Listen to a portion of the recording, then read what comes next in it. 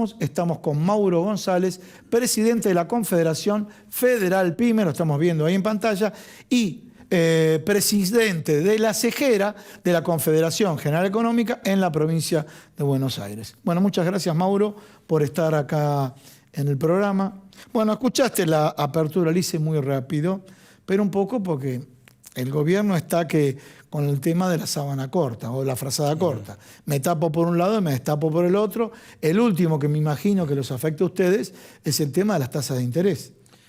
Gracias por la invitación, Gustavo, y tal cual lo mencionás, hoy la preocupación mayor que tenemos es el acceso al crédito y en consecuencia las tasas altas.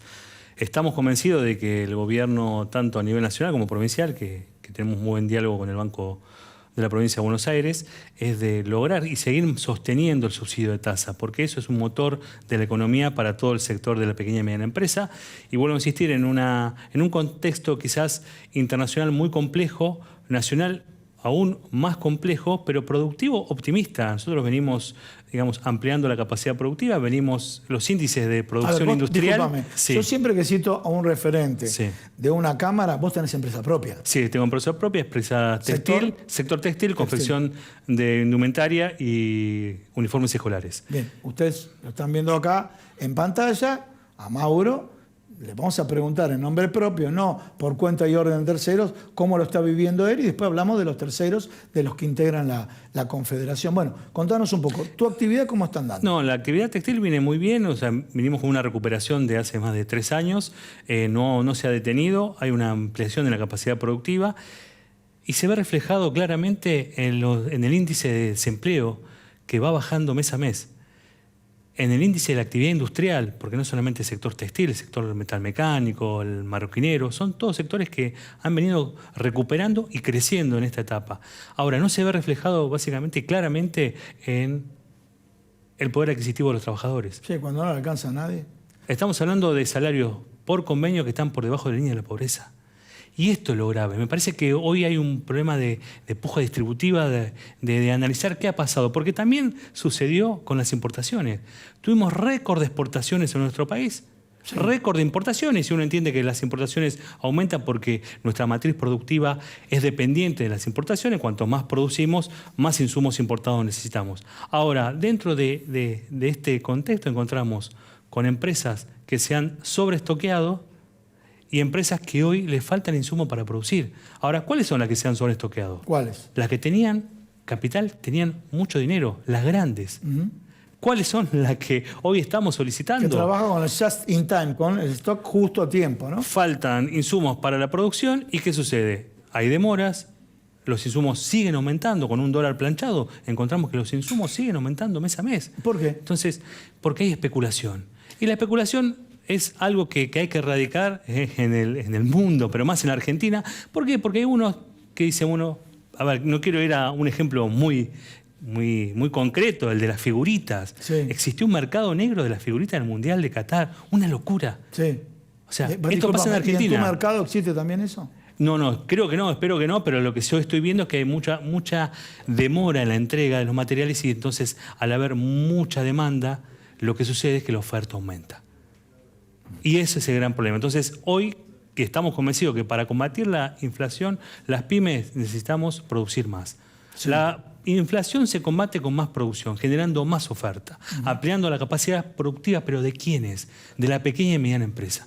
Y las políticas tienen que estar orientadas al sector y las políticas tienen que seguir fomentando esto y tienen que ser políticas de Estado que trasciendan, Gustavo, los gobiernos. No podemos estar esperando a ver qué sucede el año próximo, a ver quiénes van a ser los candidatos y si cambia la política económica. Hay una máquina que estamos invirtiendo, una inversión a 5 años en dólares, ¿no? A 10 años en dólares, el año que viene pasa a ser un florero. Y el más perjudicado no solamente es el empresario pyme, son los trabajadores. Porque los que se van a quedar sin empleo son los trabajadores. Entonces hay que entender que tenemos que seguir fomentando el desarrollo económico con inclusión social, pero de la producción.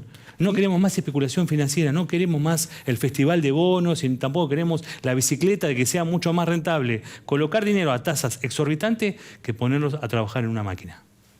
Bien, qué buen comentario como para plantear una discusión, ya te diría hasta casi filosófica. porque un poco la cultura de nuestro país, cuando yo hacía la carrera de Ciencias Económicas, tenía compañeros que abandonaban la facultad porque trabajaban en las financieras, en los bancos y ganaban fortuna. O sea, la famosa plata dulce y demás. Bueno, conclusión. No tenemos un comportamiento en nuestro país pendular, que uno puja para lo financiero, después para lo productivo, después para lo financiero, lo productivo, en vez de definir gobierno y oposición una línea a largo plazo. Vamos a hablar de Alfonsín hasta ahora, ¿no? No quiero hablar para atrás porque si no nos retrotraemos a un contexto similar. Pero ¿por qué no pasa eso? Bueno, lo plantea el economista Marcelo Diaman, muchas veces ha escrito libros sobre este tema. Se puede discutir, digamos, diversos planes. Yo creo que el último plan que quizás se hubiera sostenido, hoy estaríamos hablando de otra Argentina, que fue el plan trienal que quiso implementar José Belgerber, empresario, sí, que tomó, digamos, un rol preponderante en la economía argentina, que duró muy poco, lamentablemente, donde lo que se fomentaba básicamente era la inversión en la obra pública, en generar los recursos necesarios logísticos para que esa producción que se hace en el interior del país pueda diversificarse, tener que seguir trabajando en los nodos productivos para que la gente no emigre a las grandes ciudades donde se generan los bolsones de pobreza. Digamos, hay que hacer políticas de Estado, Gustavo, y esto es lo que tenemos que trabajar. Las políticas de Estado se hace discutiendo con todos los sectores. No queremos un Consejo Económico Social que no sea vinculante. Queremos un Consejo Económico Social que defina políticas con los diferentes sectores y que sean vinculantes. Claro. Eso es lo que hay que trabajar. Claro, claro. Y la pregunta que te hago es, ¿cómo estás viendo? Vamos a Provincia de Buenos Aires. Bien. Definiste las pymes en general, vamos a Provincia de Buenos Aires. Me imagino, siempre los promedios son malos, porque el cuento más repetido es, si el total es 2, uno tiene 0 y otro tiene 2, el promedio que las dos personas tienen 1, y no es así. Bueno. Más allá de los promedios, que hay sectores en la actividad económica que andan bien, sectores que andan mal, contanos qué es lo que pasa en la provincia, ¿no? Bueno, ahí recientemente Marcelo Fernández, presidente de la CEGERA, digamos, me ha confiado esta responsabilidad de ser el referente a nivel provincia de Buenos Aires, con lo que esto implica, la provincia más productiva del país, con una diversificación en su matriz productiva.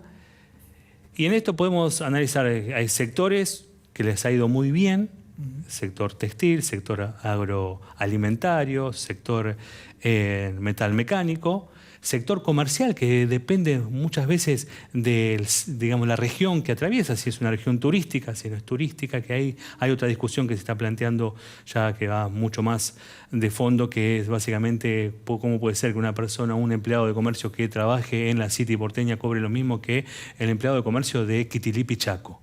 Digamos, son cuestiones que hay que seguir avanzando, me parece que son, por demás decirlo, importantes.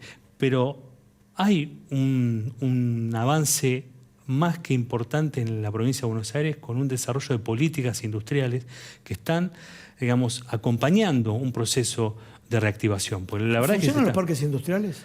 Los parques industriales son estratégicos. ¿Sí? Nosotros entendemos que se deben fomentar aún más en regiones donde la cantidad de habitantes no supere los 100.000 en una población. Se debe generar una automática zona industrial con todos los beneficios que conlleva esto. ¿Por qué? Parque industrial para el público en general. Parque industrial, ¿qué beneficios da? Impositivos principalmente. Beneficios impositivos, beneficios logísticos, pues vos tenés concentrada también la logística, beneficios... O sea, viene un camión y hay en el parque industrial 5 empresas y recoge para las 5 empresas en vez de recoger para una sola. Eso es lo que querés decir. Exactamente. Y hoy más que nunca, digamos que hoy el tema logístico se ha encarecido notablemente a nivel mundial, entonces creemos que es estratégico el parque industrial en ese sentido, en los beneficios impositivos, beneficios fiscales, beneficios a la hora de ampliar digamos, el personal.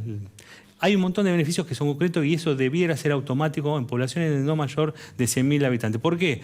Porque hay una realidad. Donde se instala una fábrica, se necesita un colegio, se necesita una escuela, se necesita un hospital, se arma una comunidad.